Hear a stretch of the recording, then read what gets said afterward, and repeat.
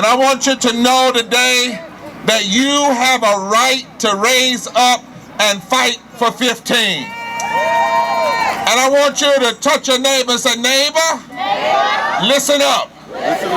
First of all, you have a right to fight for 15. All right. Now here's the reason. Because first of all, it's a constitutional issue. It's an American issue. This country begins with in its constitution, we the people of the United States, in order to form a more perfect union, establish what? Justice. So you have a right to raise, because economic policy that does not establish justice and promise the promotion of the protection of the general welfare is unconstitutional and un-American. Touch your neighbor and say, it's un-American to pay less than a living wage. In America, you see, you have a right to enjoy the fruit of your own labor. Don't let anybody tell you you're wrong. Steel workers fought for the right. Auto workers fought for the right. Construction workers fought for the right. And you are now joining a grand history of people fighting for their right to have a living wage. If you're a child care worker, you can't enjoy the fruit of your labor on a less than a living wage. If you're a farm worker, you can't enjoy the fruit of your labor with less than a living wage. If you're a fast food worker, you can't enjoy the fruit of your labor. In fact, in not being able to enjoy the fruit of your labor, anything really less than a living wage is nothing more than a pseudo form of slavery in the 21st century. That's why we pray in this nation. Mary Kay, come up here. That's why we pray. We, one nation under God, indivisible, with liberty and justice for all. Talk to me, somebody. And that means according to the thing they made all of us, say in school, pledge allegiance to. Well, that means where there is no justice, there can be no peace. And there is no justice in salaries that do not allow you to live once you have worked. The truth of the matter is, you're not looking for a handout. You are fighting for a living wage. And that is as American as apple pie. It's not just when some live off the sweat and labor of others, and all others do is sweat and labor and can hardly live. Touch somebody and say, something wrong with that. But not only is it a constitutional issue, you are right to fight for 15, because fighting for 15 penetrates the continuing reality of systemic economic racial injustice. What I'm trying to say is, this is a race issue too, because people of color are far more likely to work minimum wage jobs, as they represent 42% of those earners, even though they make only 32% of the workforce. And that's why I'm glad to see you, young and old and black and white, working together, because you are helping America deal with the continuing racial inequalities. Restaurants and the restaurants industry are the largest employer of people of color, but they disproportionately concentrate those people of color into low-paying positions like dishwashers and food preparers and cooks. 40% of tipped workers make even lower than a minimum wage. They are also people of color. And black women of color or women of color make fare even less than just people of color. The reality is, McDonald's, listen now, teach you a little geography, pays $20 an hour in Denmark. They have a union, they have maternity leave, but there are not that many of people of color in Denmark. This is penetrating a racial issue, and that is why the NAACP nationally in 2014 unanimously voted to support the fight for 15 and directed every state conference and branch to support you in your work. Now, there are some people that are saying to us, well, Hasn't McDonald's at least invested in giving some people of color franchises? Yes. And we can celebrate and applaud those people of color who own franchises while we fight for a living wage at the same time. But what are you talking about, Reverend Barber? In the days of segregation, we celebrated black principles, but we never agreed with the system of segregation. A woman can celebrate her husband and yet never stop fighting against second-class citizenship. So there's no contradiction in being glad that there are some black franchise owners in McDonald's. We're glad about that. But having a black franchise owner doesn't have a thing to do with paying a living wage. You see, you got to understand really who you are. You're not just fighting for 15. In America, there was a Reconstruction in the 1860s.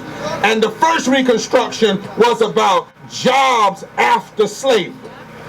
In the 1960s, there was a second Reconstruction called the Civil Rights Movement. And part of that movement was about jobs without discrimination. You represent the third Reconstruction in America. And the third Reconstruction means jobs with a living wage. Touch your neighbor and say, neighbor, if you didn't know, you better ask somebody. We are the third Reconstruction of America right now. But not only is it a constitutional issue and a race issue, you are right to fight for 15 because this fight exposes the need to deal with classism in this country. You have a right to fight because even Otto Schwammer, who's an MIT economist, says that there's a problem in America's economic system. It's called consciousness. Right now, consciousness that grows out of and creates greed. Right now in America, we are the richest nation on earth with more poor people than any other time in our history. We have the biggest gap between the rich and the poor since we've been collecting data. Coretta Scott King, you want to talk about violence? You know, they love to talk about violence. And they talk about Baltimore and violence and violence. Well, Coretta Scott King said violence is starving a child. Violence is neglecting a child's education. Violence is not paying a person a living wage. Violence is not guaranteeing health care. And she also said violence is an apathetic spirit that will not stand up and fight the powers that be. You have to stand up. Because if you don't, we will never deal with this class issue in America. The fact of the matter is, since 1973, the bottom half of American society has been stuck. It's not that the economy hadn't grown, it's all grown at the top. So that now the average CEO makes 350 times more than the person working for them. And what we're saying to the CEO is, you can have some of your money, but you can't have all of your money, especially when we make your money for you. As long, somebody say as long? As long. See, as long as there are 4.1 million fast food workers in America who are working for poverty wages, you have to raise up. As long as McDonald's had $4.4 billion in profits last year, you have to raise up. As long as Burger King, Wendy's, Yum, Domino's, Papa John, all of them represent a $231 billion industry, you have to raise up.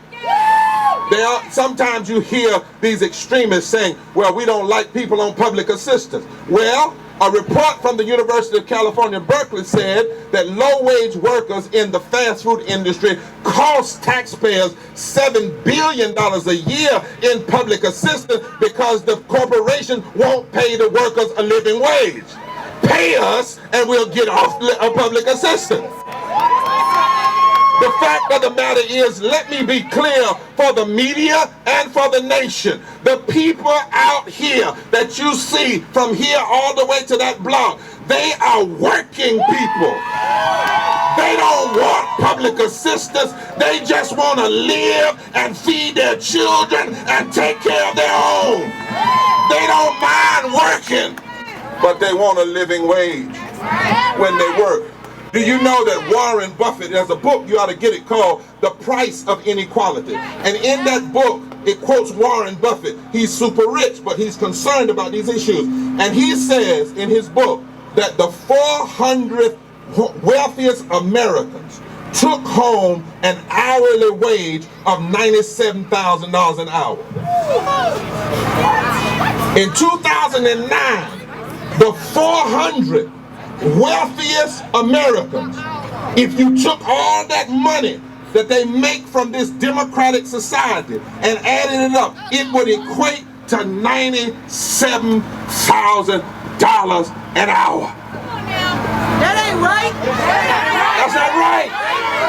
And your movement is forcing America to deal with this class issue and not just talk about minimum wage, but to talk about living wage. Well, finally, Mary Kay and my good sister, you have a right to fight for 15 because labor rights and civil rights and living wages are all moral issues. Every great religion, from Christianity to Islam to Judaism, instructs their followers on how employers should treat their workers.